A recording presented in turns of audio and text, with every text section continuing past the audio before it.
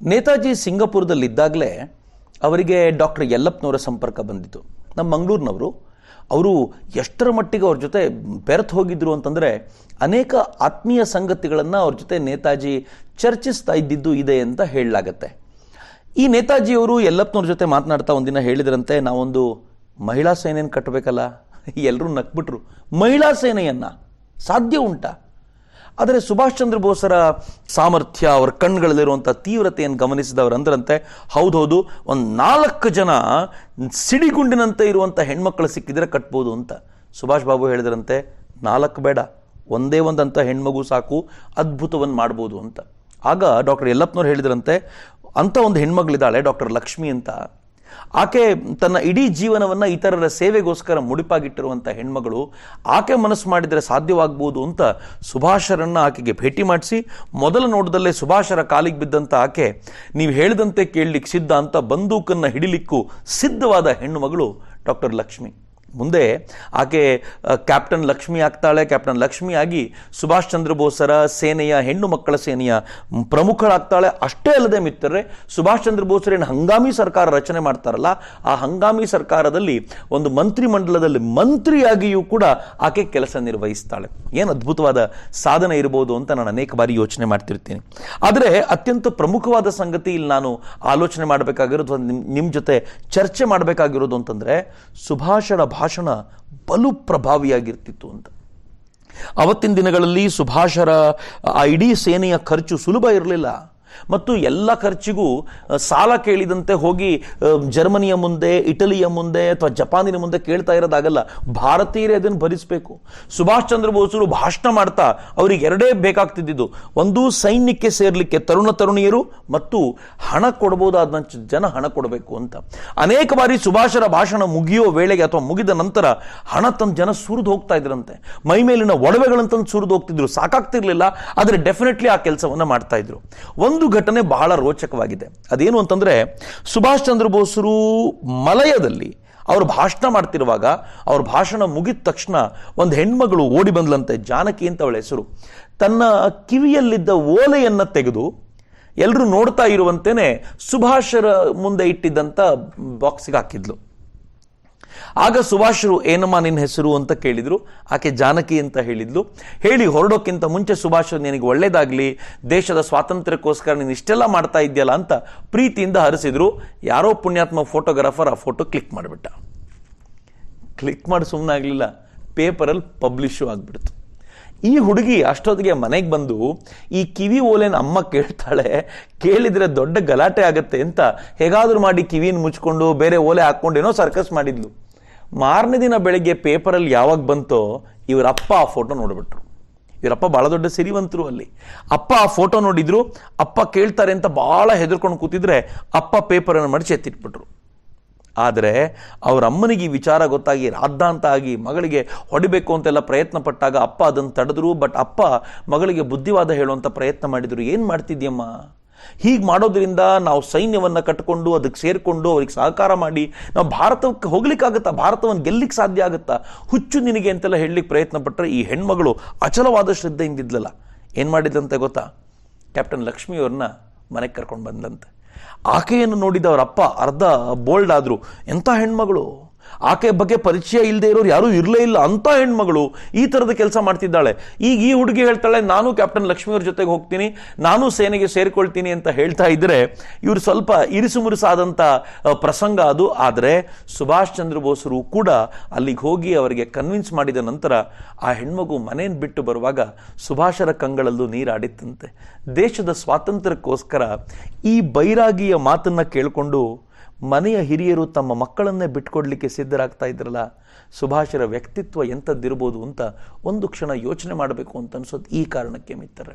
ಸುಭಾಷರು ಎಷ್ಟರ ಮಟ್ಟಿಗೆ ನಿಷ್ಕಳಂಕ ವ್ಯಕ್ತಿತ್ವದವರು, ಎಷ್ಟರ ಮಟ್ಟಿಗೆ ಆ ಸನ್ಯಾಸದ ಭಾವನೆಯನ್ನು ಮೈಗೂಡಿಸಿಕೊಂಡವರಾಗಿದ್ದರು ಅಂತಂದರೆ, ಎಲ್ಲವೂ ಅವ್ರ ಪದತಲದಲ್ಲಿದ್ದಾಗಲೂ ಕೂಡ ಅವರು ಅತ್ಯಂತ ಸಾಮಾನ್ಯವಾಗಿರಲಿಕ್ಕೆ ಸುಭಾಷರಿಗೆ ಸಾಧ್ಯವಾಗ್ತಾ ಇತ್ತು. ಇಂಥ ಸುಭಾಷರಿಗೆ ಎಲ್ಲವೂ ಚೆನ್ನಾಗಿತ್ತು ಅಂತೇನಲ್ಲ.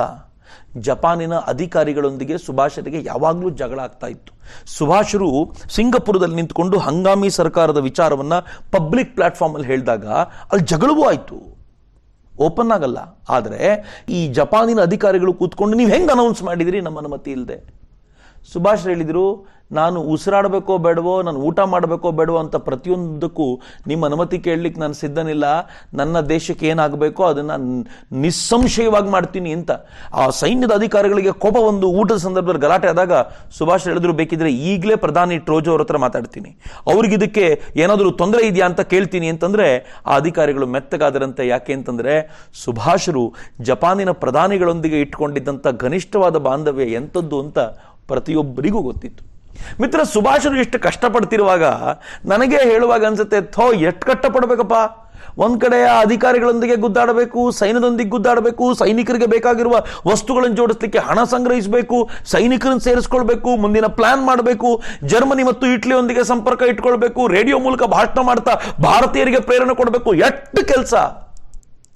ಆದರೆ ಈ ಕೆಲಸದ ನಡುವೆ ತುಂಬಾ ಕಷ್ಟ ಕೊಡ್ತಾ ಇದ್ದ ಸಂಗತಿ ಏನು ಗೊತ್ತೇನು? ಭಾರತೀಯರಲ್ಲಿ ಅನೇಕರು ಸುಭಾಷರನ್ನ ದೇಶದ್ರೋಹಿ ಅಂತ ಕರೀತಾ ಇದ್ರು. ಮಿತ್ರ, ಈ ಕಮ್ಯುನಿಸ್ಟರು ಅನ್ನುವಂಥ ಅಯೋಗ್ಯರಿದ್ದಾರಲ್ಲ, ಬಹಳ ಡೇಂಜರ್ ಅನ್ಸಂತ ನಾನು ಈ ಕಾರಣಕ್ಕೋಸ್ಕರವೇ ಹೇಳೋದು. ಎಷ್ಟು ಅಯೋಗ್ಯರು ಇವರು ಅಂತಂದ್ರೆ, ಈ ಕಮ್ಯುನಿಸ್ಟರು ಎಲ್ಲಿಯವರೆಗೆ ಜರ್ಮನಿ ರಷ್ಯಾದ ಮಿತ್ರನಾಗಿತ್ತೋ ಅಲ್ಲಿವರೆಗೂ ಸುಭಾಷರನ್ನ ಇಂದ್ರ ಚಂದ್ರ ಅಂತ ಹೊಗಳ್ತಾ ಇತ್ತು. ಆದರೆ ಯಾವತ್ತು ಜರ್ಮನಿ ಅಥವಾ ಜಪಾನ್ ರಷ್ಯಾದ ವಿರುದ್ಧ ಹೋಗಿ ಜರ್ಮನಿಯೂ ಕೂಡ ರಷ್ಯಾದ ವಿರುದ್ಧ ಏರಿ ಹೋಗಬೇಕು ಅನ್ನುವಂಥ ಕನಸು ಕಾಣ್ಲಿಕ್ಕೆ ಶುರು ಮಾಡ್ತೋ, ಆಗಿದ್ದಕ್ಕಿದ್ದಂತೆ ಅಯೋಗ್ಯ ಕಮ್ಯುನಿಸ್ಟರು ಸುಭಾಷರನ್ನ ಜಪಾನಿನ ಪ್ರಧಾನಿಯ ನಾಯಿ ಅಂತ ಕರೀಲಿಕ್ಕೆ ಶುರು ಮಾಡಿದ್ರು. ಕಾರ್ಟೂನ್ಗಳು ಬಂದವು. ಜಪಾನಿನ ಪ್ರಧಾನಿ ಟೋಜೋ ಸುಭಾಷರನ್ನ ನಾಯಿಯಾಗಿ ಅವರ ಕುತ್ತಿಗೆಯಲ್ಲಿ ಹಾಕಿರುವಂತ ಬೆಲ್ಟ್ ಹಿಡ್ಕೊಂಡು ಹೋಗ್ತಾ ಇರುವಂತ ಕಾರ್ಟೂನ್ಗಳನ್ನೆಲ್ಲ ಪಬ್ಲಿಷ್ ಮಾಡಿದ್ರು. ಸುಭಾಷರಿಗೆ ಎಷ್ಟು ಆಘಾತ ಆಗಿರಬೇಡ. ಅವ್ರಿಗೆ ಬಹಳ ಸಂಕಟ ಆಯ್ತು. ಯಾಕೆ ಅಂತಂದ್ರೆ, ಯಾರು ನನ್ನ ಮಿತ್ರರಾಗಲ್ಲಿದ್ರೋ, ಕಮ್ಯುನಿಸ್ಟ್ ಆಗಿದ್ರು ಕೂಡ ನನ್ನ ಮಿತ್ರರಾಗಿದ್ರು, ಅವರು ಕೂಡ ಇವತ್ತು ನನ್ನನ್ನು ಜಪಾನಿನ ಏಜೆಂಟು ಅಂತ ಕರೀತಾರೆ ಅಂತ. ಈ ಕಮ್ಯುನಿಸ್ಟರು ಈ ಪರಿಯ ಪ್ರಚಾರವನ್ನು ಭಾರತದಲ್ಲಿ ಮಾಡ್ತಿದ್ರೆ, ಕಾಂಗ್ರೆಸ್ದು ಮತ್ತೊಂದು ಪರಿ. ಕಾಂಗ್ರೆಸ್ ಏನ್ ಮಾಡಿಬಿಟ್ಟಿತ್ತು ಅಂತಂದ್ರೆ, ಸುಭಾಷ್ ಚಂದ್ರ ಬೋಸರ ವಿರುದ್ಧ ಏನೇನು ಹೇಳಬಹುದೋ ಎಲ್ಲವನ್ನೂ ಹೇಳಿತ್ತು. ಅವರು ಫ್ಯಾಸಿಸ್ಟ್ಗಳೊಂದಿಗೆ ಸೇರ್ಕೊಂಡಿದ್ದಾರೆ, ಹಿಟ್ಲರೊಂದಿಗೆ ಸೇರ್ಕೊಂಡಿದ್ದಾರೆ, ಟೋಜೋ ಒಂದಿಗೆ ಸೇರ್ಕೊಂಡಿದ್ದಾರೆ. ಆ ಟೋಜೋನ ಸೈನ್ಯ, ಜಪಾನಿ ಸೈನ್ಯ ಎಂಥದ್ದು ಅಂತಂದ್ರೆ, ಯಾವ ಭೂಭಾಗವನ್ನು ಗೆಲ್ಲುತ್ತೋ ಅಲ್ಲಿ ಹೆಣ್ಮಕ್ಳ ಮೇಲೆ ಅತ್ಯಾಚಾರ ಮಾಡುತ್ತೆ, ಅದು ಮಾಡುತ್ತೆ, ಇದು ಮಾಡುತ್ತೆ, ಎಲ್ಲವನ್ನು ಹೇಳಿ ತಲೆಗೆ ತುಂಬಿಟ್ಟಿದ್ರು. ಇಂಥವರ ಸಹಕಾರವನ್ನು ಪಡ್ಕೊಂಡು ಸುಭಾಷರು ಬರ್ತಾರೆ ಅಂತಂದ್ರೆ, ಇವರೂ ಕೂಡ ದೇಶದ್ರೋಹಿಯಾಗಿ ಇವರೂ ಕೂಡ ಇಂಥ ಕೆಲಸವನ್ನು ಮಾಡ್ತಾರೆ ಅಂತ.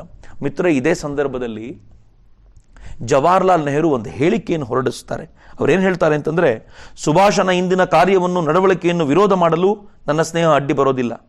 ಅವನು ಹಾದಿ ತಪ್ಪಿದ ಪಯಣಿಗ. ವರೆವಾ, ನೆಹರು ಹೇಳೋದು ಮಾತು ಆಫ್ ಆಲ್.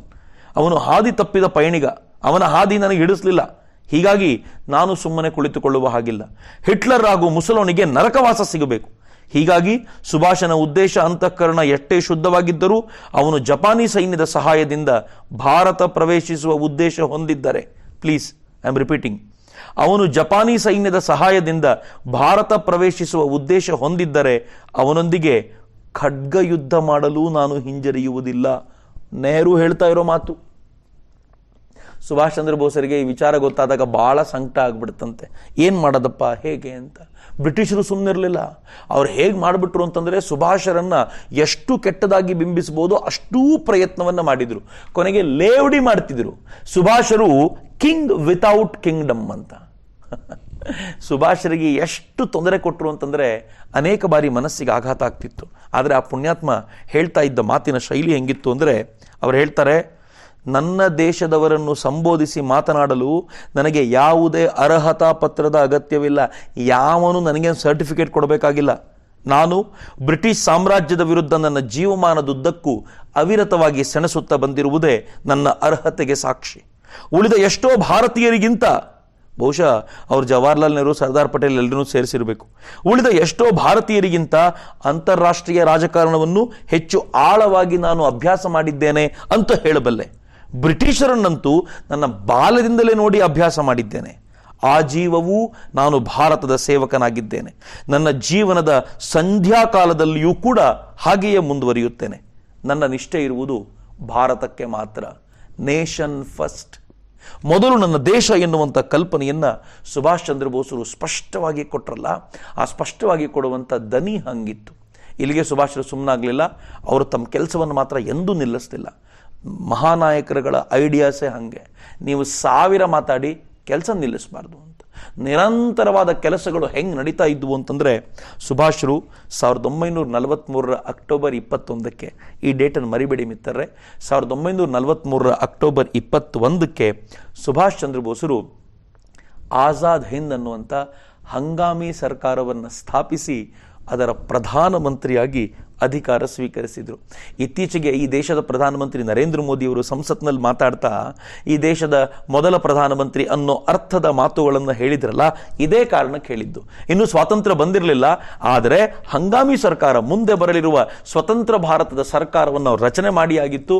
ಹೀಗಾಗಿ ದೇಶದ ಮೊದಲ ಪ್ರಧಾನಮಂತ್ರಿ ಯಾರು ಅಂತ ಮಕ್ಕಳಿಗೆ ಮೇಷ್ಟ್ರುಗಳು ಪ್ರಶ್ನೆ ಕೇಳಿ ಉತ್ತರವನ್ನೇನಾದರೂ ಮಕ್ಕಳು ಸುಭಾಷ್ ಚಂದ್ರ ಬೋಸ್ ಅಂತ ಬರೆದರೆ ಇಂಟು ಹಾಕಿ 0 ಕೊಡುವಂತಿಲ್ಲ.